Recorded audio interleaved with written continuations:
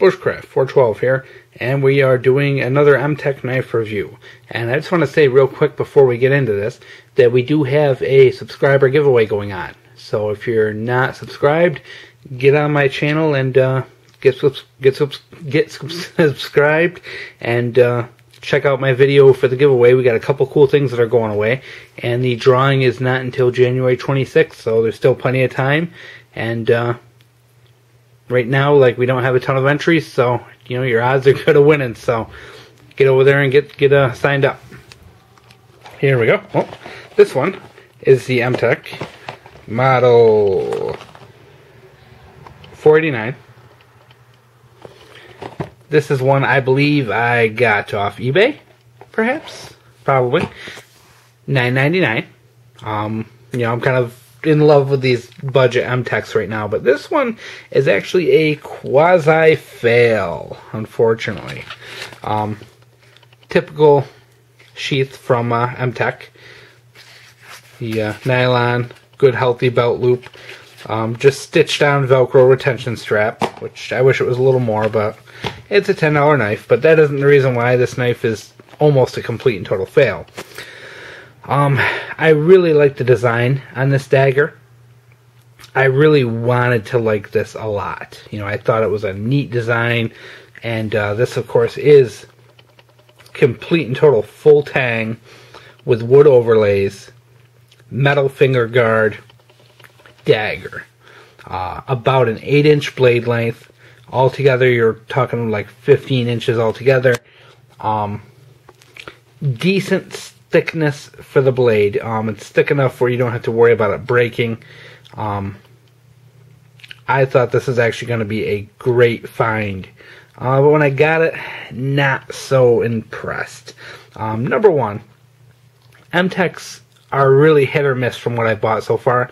I've got a couple I think are really dynamite, and I've got a couple that I'm, you know, borderline throwing away.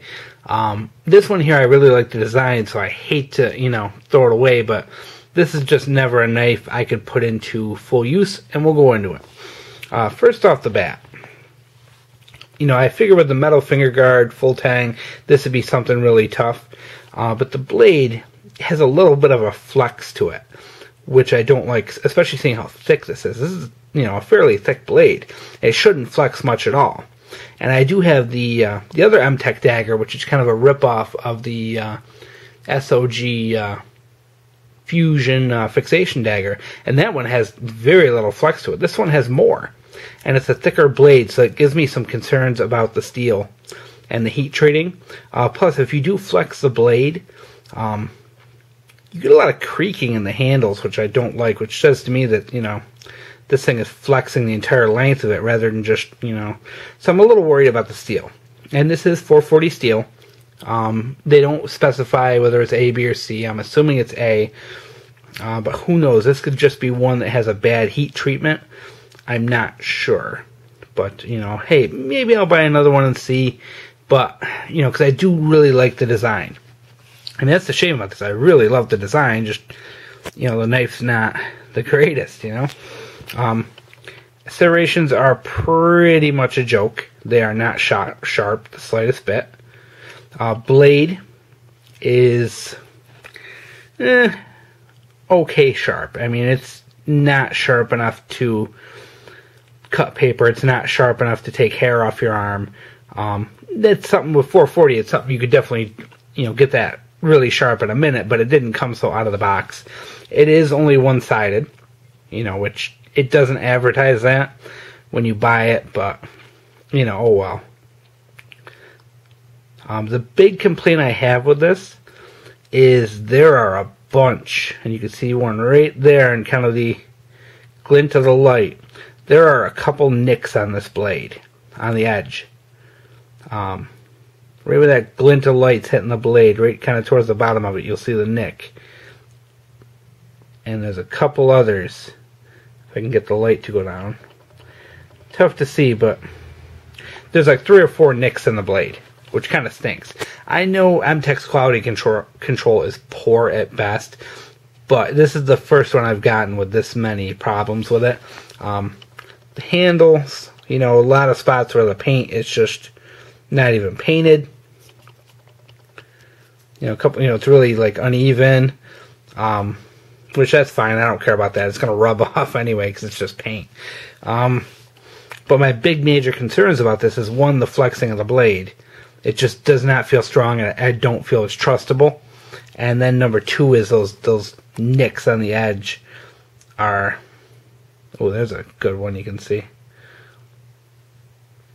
It looks like something were to a metal. I'm sure they were probably dumped into a bin of other knives, and some of them, came down and chopped each other. It says to me this isn't a knife I want to trust, because A, it's probably not heat treated right, especially compared to some of the other ones I have, which are holding up really well so far. But this one, I'm afraid to use it for anything hard. Not that, you're going to use a dagger for anything, but sticking this in someone's gut. I don't know if I want to trust it to do that. So this will be one that will either be regifted out or just sit and never really get used, possibly thrown away someday. Or, if I ever have something stupid, I want to, some stupid notion that I just want to destroy this thing, I may have to put it through a destruction test, but I don't know. I mean, I did, it's a shame because I really like the design. And plus, too, I mean, the finger guard, as you can see, has these two holes in it. You could take these wooden overlays off and turn this into a spear, and lash it down with those two holes. It kind of seemed like this could be potentially a good,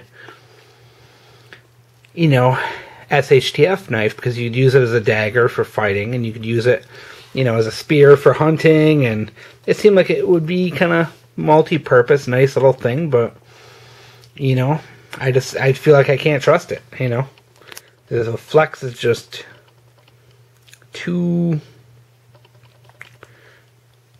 It's weird, like when you handle enough knives, and you handle knives for a long time, you know how much flex is supposed to be in a knife, and this one just doesn't feel right.